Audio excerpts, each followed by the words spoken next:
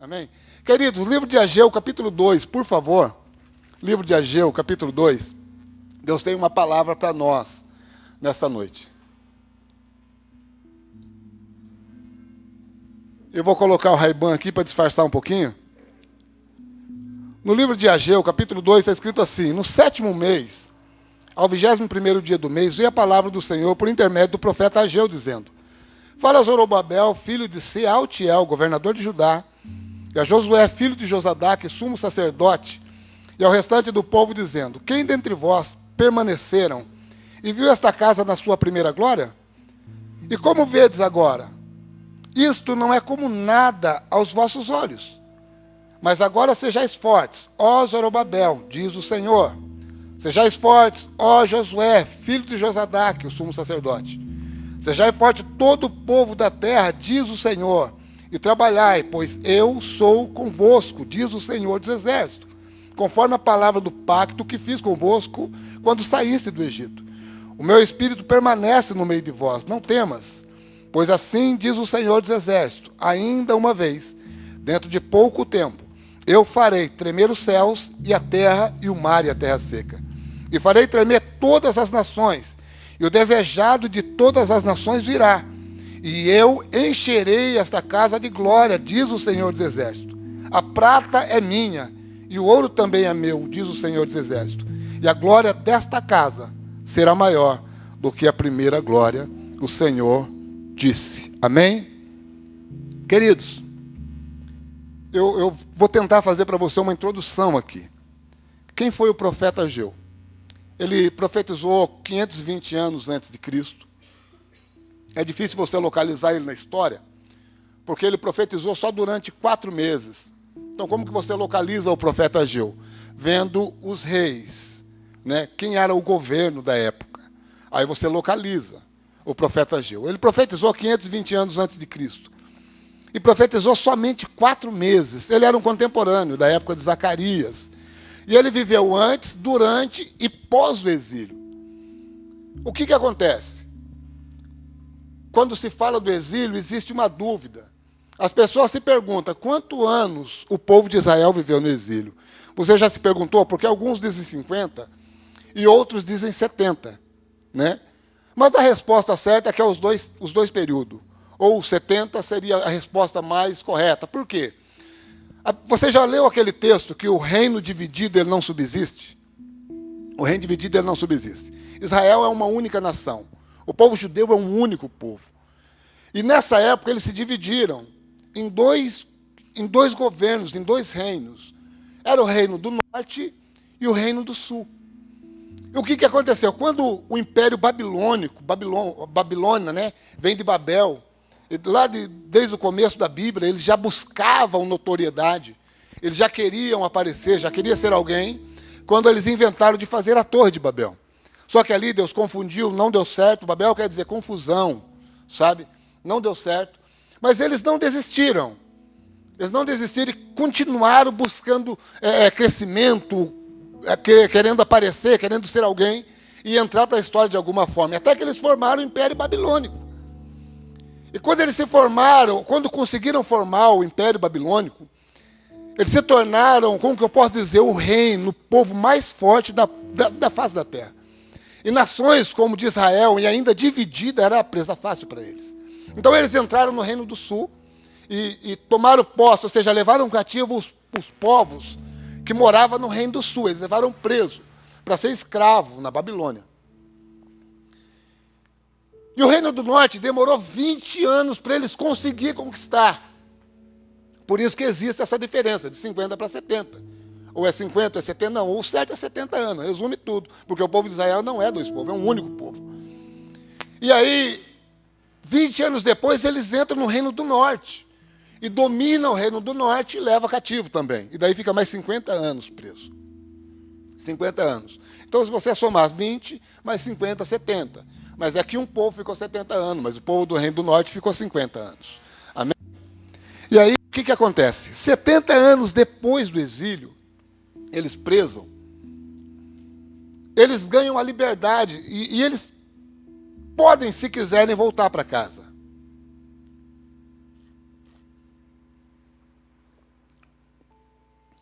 Só que algumas pessoas já haviam se adaptado com o sistema babilônico. Casaram na Babilônia, estavam trabalhando na Babilônia. E eles decidiram não voltar para a Babilônia, ou para Israel, para Jerusalém, para a Palestina, né? Na verdade, para Jerusalém, onde havia sido construído o templo, onde Salomão construiu o templo. Quando o Império Babilônico entrou em Jerusalém, a primeira coisa que eles fizeram foi destruir o templo que Salomão havia construído. Por quê? Para que o povo de Deus não tivesse aonde adorar, não tivesse aonde orar, não tivesse como falar com Deus. Quando se fala de templo, querido, a gente pode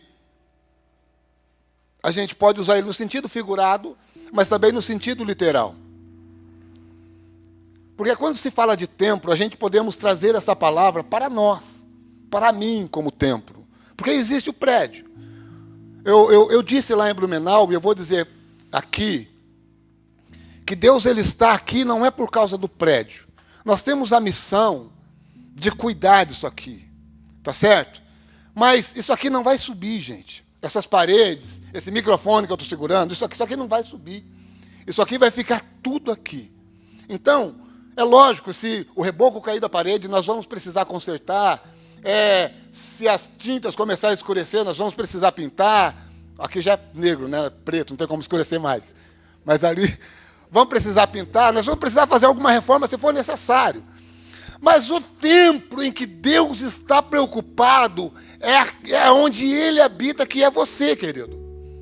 Que é você. É com esse templo que Deus está preocupado. Deus não está preocupado com o prédio.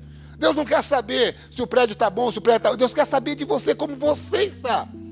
Porque quando o Império Babilônico entrou lá em Jerusalém, ou na Palestina, em Jerusalém, a primeira coisa que eles fizeram foi destruir o templo para que o povo não tivesse aonde adorar.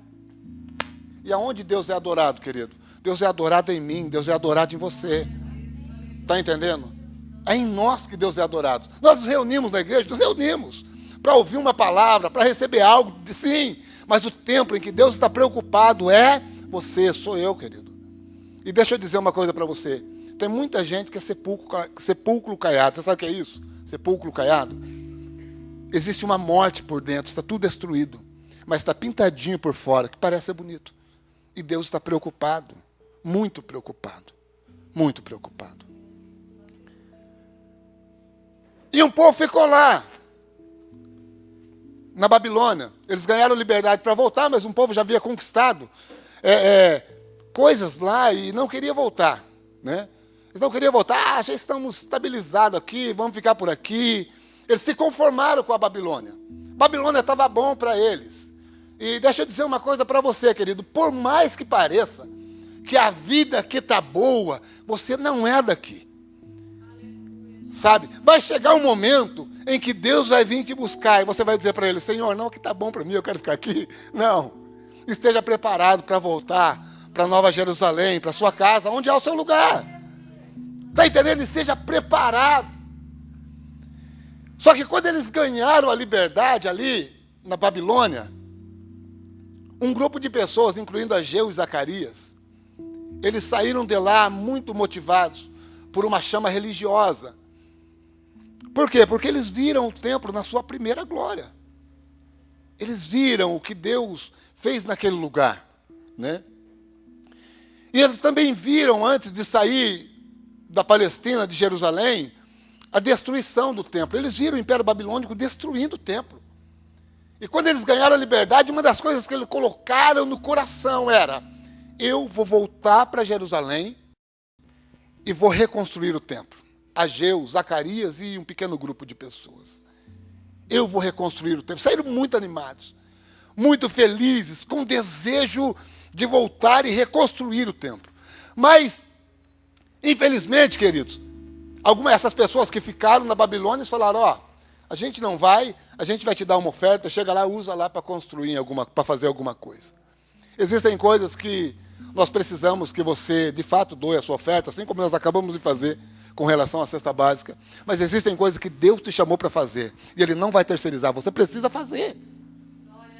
Está entendendo?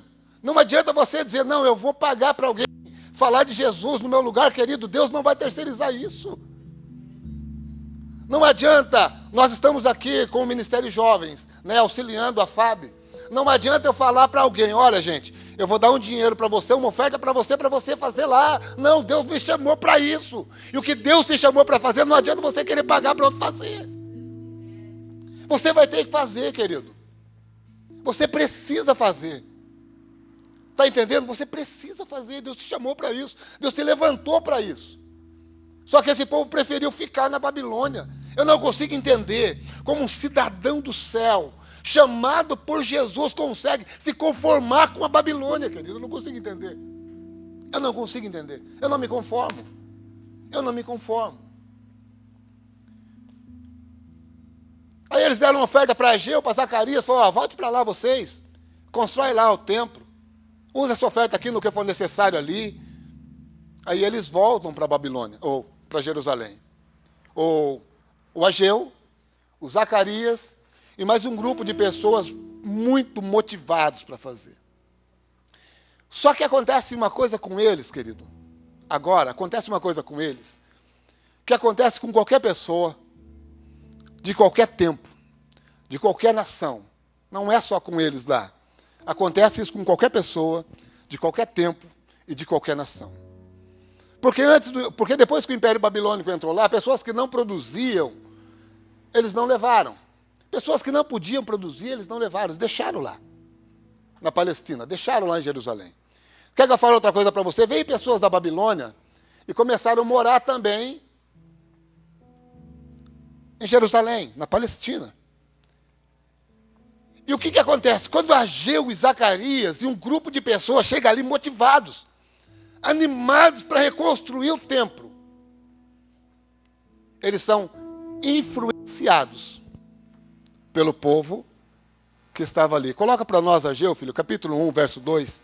Acho que é o 2, eu acho que é o 2. Eu acho que é o 2, vamos ver lá. Eles foram influenciados. Assim diz o Senhor dos Exércitos, este povo diz, ainda não chegou a hora de reconstruir a casa do Senhor.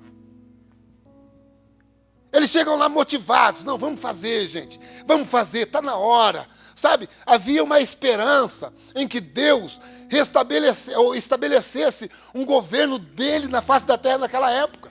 E que ele iria governar, ou seja, do templo. Javé, Jeová, Javá, como eles falavam na época. Eles achavam que Deus ia estabelecer um governo ali no templo. E dali ele ia governar o resto do mundo. Só que o templo estava destruído. O templo estava destruído. E aí chega lá Zacarias, Ageu, entre outros, e eles querem reconstruir. Pessoal, ó, fomos libertos da Babilônia. Estamos libertos agora. Vamos reconstruir o templo. Vem cá, traz tijolo, vamos fazer massa. E aquele povo que estava lá disse, ei, peraí. Para, querido, para. Calma. Respira fundo. Não é bem por aí. Não chegou o tempo ainda. E eles foram influenciados. Deus acendeu uma chama no coração daquelas pessoas. Quando eles saíram da Babilônia. Quando eles saíram da Babilônia, Deus acendeu uma chama no coração deles. E quando eles chegaram em Jerusalém, eles foram influenciados por aqueles que não queriam fazer. Deixa eu dizer uma coisa para você. Não deixa ser influenciado por aqueles que não querem fazer. Seja você um influenciador. Sabe, se não quer fazer, não, então eu vou influenciar você a fazer. Sabe, vamos fazer, vamos junto, vamos para cima. Ah, não chegou, chegou o tempo. Quando alguém dizer para você, ah, não chegou o tempo, você diz, não, chegou. Porque o salmista Davi diz que o tempo de Deus é já, é agora, e pronto, acabou, vamos fazer. Vamos para cima e pronto. Ah, mas não chegou o tempo, calma aí. A Bíblia diz que é um tempo determinado para cada coisa, mas o tempo de Deus é já, é agora. É agora, querido, vamos para cima. Eles chegaram lá, foram influenciados. E pararam. Sabe quantos anos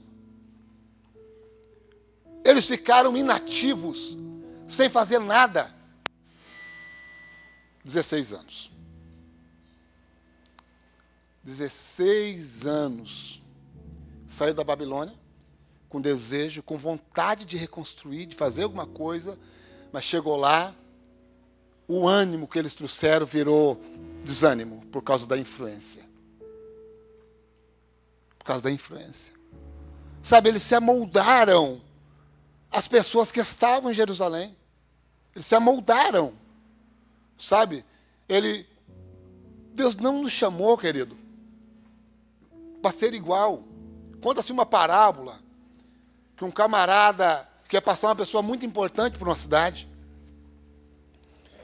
E era a época da festa do vinho. No centro da cidade tinha um tonel de 1.000 litros. E as pessoas da região fabricavam vinho. Aí o prefeito disse assim: pessoal, vamos fazer o seguinte: se cada um trazer 1 litro de vinho e colocar aqui nesse barril de 1.000 litros, vamos ter 1.000 litros de vinho, vamos fazer a festa do vinho.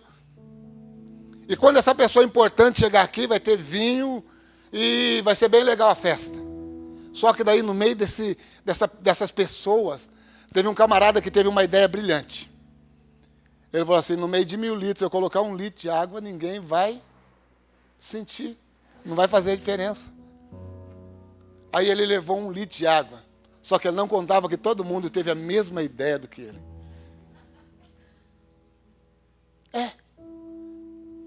E quando a pessoa importante chegou, sabe o que tinha no barril? Água. Água. E ele esperava vinho. Deixa eu dizer um negócio para você: Jesus está vindo aí. Jesus está vindo aí, querido. O que ele vai encontrar no barril? O que você está colocando no barril?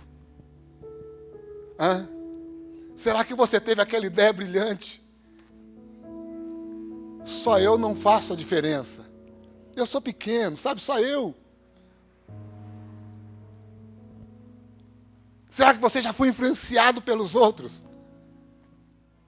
Se amoldou as pessoas que ficaram na Babilônia. E deixa eu falar, em Jerusalém, deixa eu falar um negócio para você.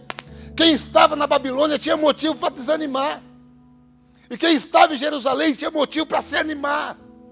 Mas foi o inverso. Foi o inverso. Foi quem saiu da Babilônia estava animado, e quem permaneceu em Jerusalém estava desanimado, querido. Estava desanimado. Eu quero dizer para você: será que vai ser necessário Deus tirar pessoas do mundo, da Babilônia, para trazer para dentro da igreja, para acender uma chama aqui dentro agora? Quando Deus está falando: olha, meu querido, você está em Jerusalém, e é você que eu quero usar. É você que eu quero usar para fazer a diferença. Você que está em Jerusalém. Jerusalém quer dizer lugar de adoração, lugar perfeito. Você está no lugar de adoração. Você está no lugar perfeito.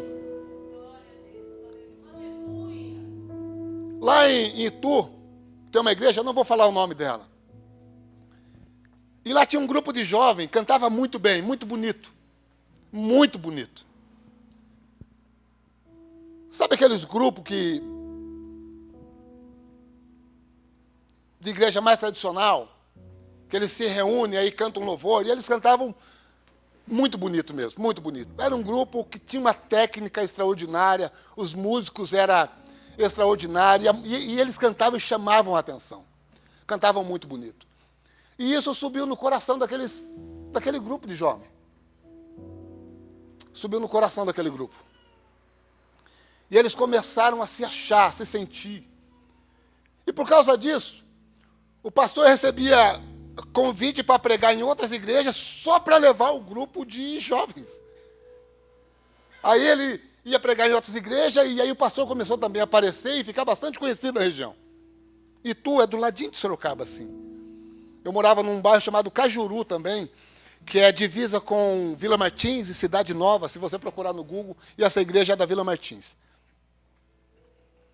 E aí um dia, eles receberam um convite para cantar na capital paulista lá. Lá na capital, em São Paulo. Eles alugaram um ônibus, grupo de jovens quase enchia o ônibus, e o pastorzão com terno importado, todo bonitão. Não que seja pecado usar, gente. Pode. Eu costumo dizer que quando o povo de Israel foi fazer o bezerro de ouro, eles tiraram o ouro. Foi o ouro que ele deu, porque eles usavam o melhor. Eles usavam o melhor. Então você tem que usar o melhor. Amém, gente? Porque nós somos o povo de Deus. Usar o melhor. Aí, eles se perderam em São Paulo, o motorista se perdeu em São Paulo. E eles rodando lá, na época não tinha a tecnologia que tem hoje. O celular era só para receber e fazer a chamada. Você não usava a internet, não tinha como você consultar ali o Google Maps e ir direto onde você precisa. Não tinha como. E eles se perderam. Não sei se vocês lembram daquele mapa, né, que vocês abriam o livro e ficavam procurando assim, rua por rua. Eu sou dessa época, tá? E aí o motorista lá, com o nome da rua, e abriu o livrão, que a pouco um carro buzina do lado, pam, pam, pam. Vocês são lá de Itu? Somos. Ah, eu estava lá na igreja. Deus mandou eu vir aqui buscar vocês. Siga meu carro. Aí o pessoal do ônibus, Deus é conosco mesmo, Deus é bom. O camarada estava lá na igreja orando e Deus mandou ele vir aqui buscar gente. De fato. E eles vão seguindo o carro, chega até a igreja. Chega até a igreja. Aí chega lá, o culto começa, sabe aquele culto difícil? O pastor vai começar o culto, ele não consegue orar, ele erra as palavras. Aí depois eles vão cantar as músicas, os músicos erram a nota e fica o microfone começa a gritar e de repente, perde tudo, perde a essência do culto. Mas entre erros e tropeços chega na hora da palavra. Aí o pastor assume o microfone, o pastor que vai pregar. E não era o de Itu, era um outro pastor. Aí ele pega o microfone e diz, igreja, paz do Senhor, eu estou aqui. E ninguém entende. Mas ele vira para as pessoas, que naquela época sentava todo mundo aqui atrás, né? Ele vira e diz assim, você é covarde, você é covarde, você também é covarde, você também é covarde, você também é covarde. Eu reuni vocês aqui porque eu precisava falar isso com vocês hoje. Eu tenho levantado vocês para uma missão. Mas vocês não vão, Deus dizendo, através do pastor que estava com o microfone na mão. Eu levantei vocês para uma missão, mas vocês não vão. Vou mostrar para vocês como se faz. Você que está aí fora, entre. Aí entrou um homem bêbado, drogado, se arrastando pela porta, dizendo, o Senhor está me chamando. O Senhor está me chamando. Ele veio até o altar, dizendo, o Senhor está me chamando. Querido, parece que nós estamos esperando isso acontecer. A verdade é essa. Parece que nós estamos esperando isso acontecer. Não é verdade? Deus nos chamou para uma missão. Aponte para o seu irmão e diga para ele, Deus te chamou para uma missão. Diga para ele. Aí diga para ele assim, execute a missão que Deus te chamou para fazer.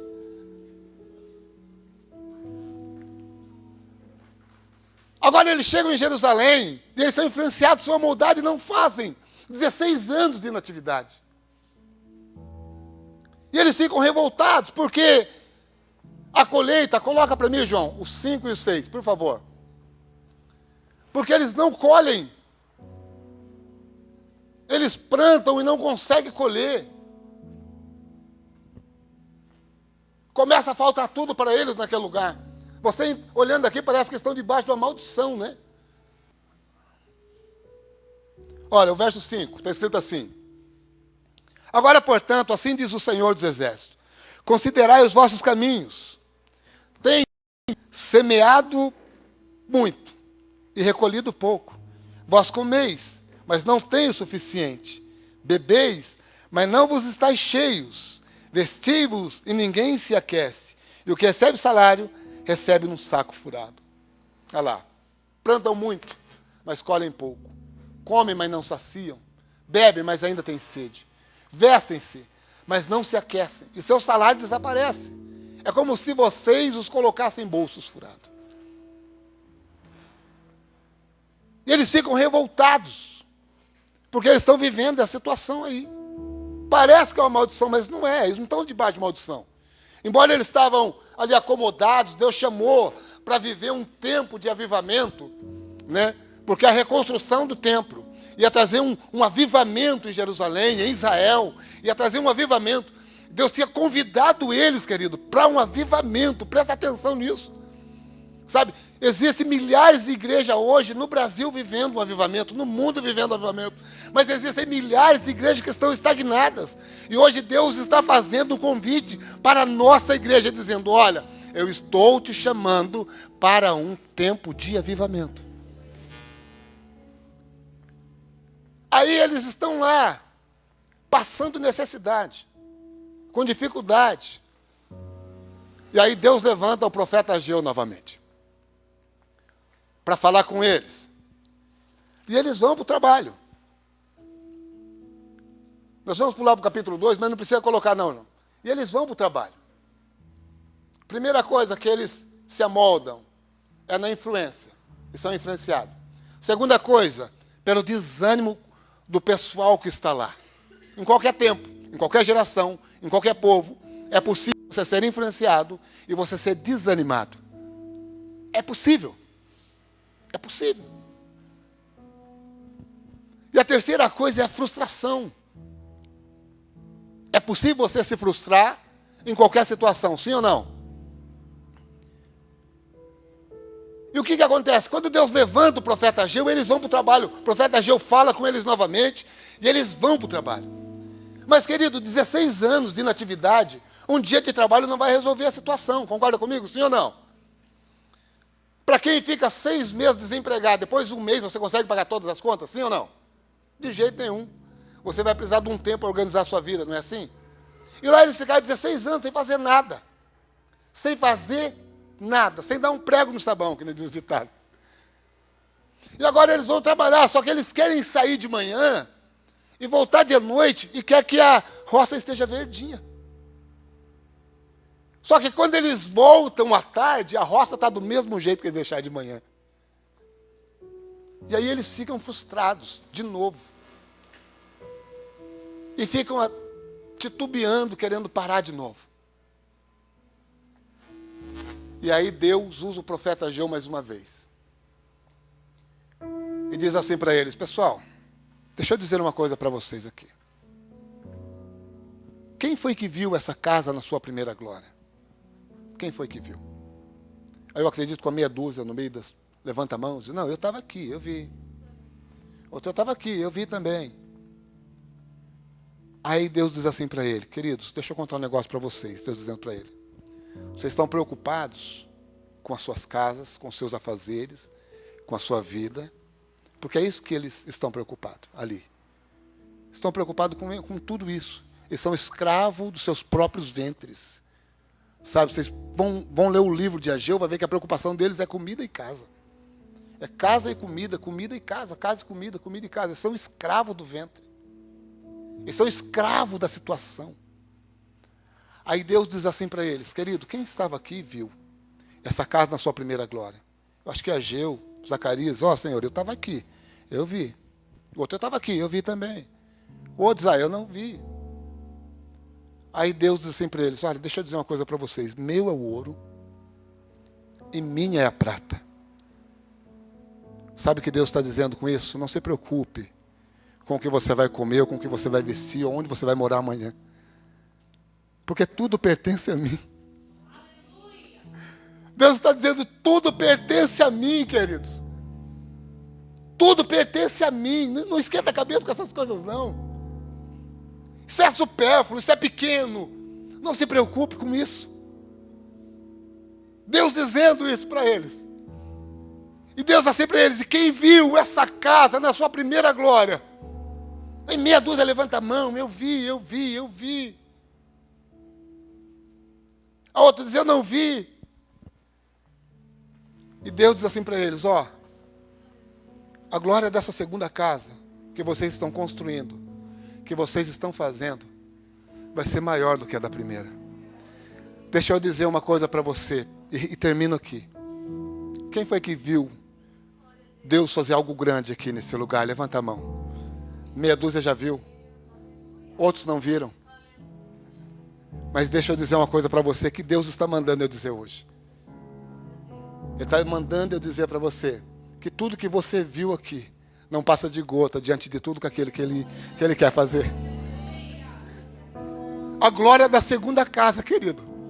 Viu, pastor? A glória da segunda casa será maior do que a primeira. Será muito maior. Muito maior. Não esqueça as raízes, mas a glória da segunda casa será maior do que a da primeira. Só que, querido, Deus está chamando, levantando, convidando uma igreja para viver um tempo de avivamento, para a reconstrução do templo. O governo de Deus vai se colocar no templo. Mas Ele precisa que o templo esteja inteiro, esteja pronto. E Deus está procurando voluntário, pessoas que dizem: Senhor, eu estou aqui, eu quero pôr a mão no arado, eu vou reconstruir o templo. Deus está procurando. Cadê você, querido? Se você está aqui, se coloque de pé, por favor. Se você está aqui, se coloque de pé. Deus está te procurando. Deus está te chamando para viver um tempo de avivamento, um tempo novo. Um tempo novo, um tempo de avivamento. Louvado é o nome de Jesus. Eu quero orar com você. Eu quero orar por você, se você permitir. Deixa eu dizer uma coisa para você. Para viver esse tempo de avivamento, algumas coisas nós vamos ter que deixar para trás. Querido, vamos ter que nos desligar. Deixar de ser escravo da situação. A palavra diz: busque primeiro o reino de Deus e a sua justiça. E o resto Ele vai fazer, querido. O resto Ele vai fazer, porque tudo está na mão dEle. O ouro é dEle, a prata é dEle, tudo é dEle. Salmo 124 diz assim, o Salmo 24 diz assim: do Senhor é a terra, a sua plenitude, o mar e o que neles habita, tudo pertence a Deus. Tudo é do Senhor, até você pertence a Deus. Eu pertenço a Deus. Feche os teus olhos, por favor. Feche os teus olhos, querido. Deus está chamando você para um tempo de avivamento. Deus está te convidando para um tempo de avivamento.